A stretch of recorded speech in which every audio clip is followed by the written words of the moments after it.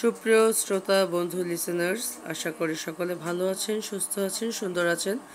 পর্দায় আমরা যে কাপেলটিকে দেখতে পাচ্ছি, বদরুল আলম সৌদ এবং সুবর্ণা মোস্তফা, আসলে আমাদের দেশে দ্বিতীয় বিবাহকে অনেকেই খারাপ চোখে দেখেন, কিন্তু আসলে কে কোন পরিস্থিতিতে আসলে এটি করে, এটি আসলে যার যার জীবনের উপরে ডিপেন্ড করে। তবে আজকে সেই আলোচনায় যাব না, কারণ তাদের সম্পর্কের আজকে গতকালকে তাদের 16 বছর পূর্ণ হয়েছে। এটা একটি বিশাল ব্যাপার এবং হুমায়ুন ফরিদির সাথেও তার দীর্ঘ একটি বিবাহিত জীবন ছিল।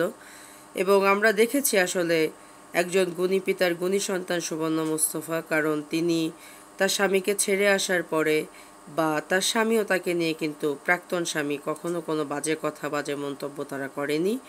এবং একটি কথা প্রবাদ প্রচলিত আছে, everybody is paid back by their own coins.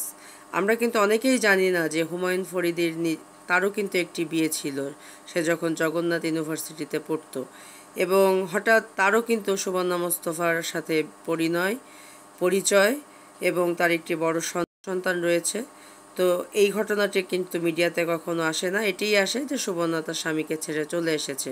কিন্তু এটা দর্শকের মন্তব্য, তারা কিন্তু পরস্পরকে কখনো অমর্যাদা করেনি, অসম্মান করেনি মৃত্যুর আগ পর্যন্ত।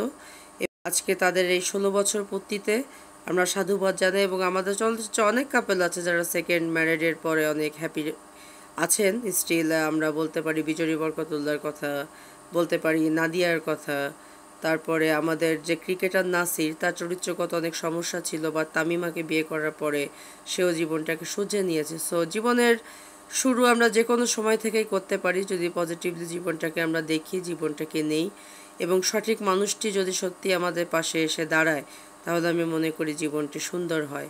আর আমরা তো সকলেই জানি যে একটি বিখ্যাত কবিতা রয়েছে আমাদের জীবনানন্দ দাশের, প্রেম ধীরে মুছে আসে। তো আসলে প্রকৃত শিক্ষিত রুচিশীল মানুষরা একই ঘরের নিচেই থেকে কাদা ছোড়াছুড়ি করার থেকে তারা মনে করে এটাই ভালো যে পরস্পর থেকে সম্মানের সহিত দূরে সরে যাওয়া।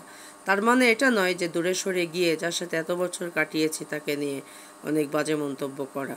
সো আমি তাদের বৈবাহিক জীবনে আমাদের চ্যানেলের পক্ষ থেকে অনেক শুভেচ্ছা, এবং আরও সুন্দরভাবে চলুক তাদের সামনের দিনগুলো, এবং আরও সুন্দর সুন্দর কাজ উপহার দিক। সুবর্ণা মোস্তফা এখন মিডিয়াতে সেইভাবে অ্যাক্টিভ নয়, তবে সৌদ সাহেব একজন ভালো পরিচালক, তিনি আমাদের সুন্দর সুন্দর মুভি, সুন্দর সুন্দর নাটক এগুলো উপহার দিক।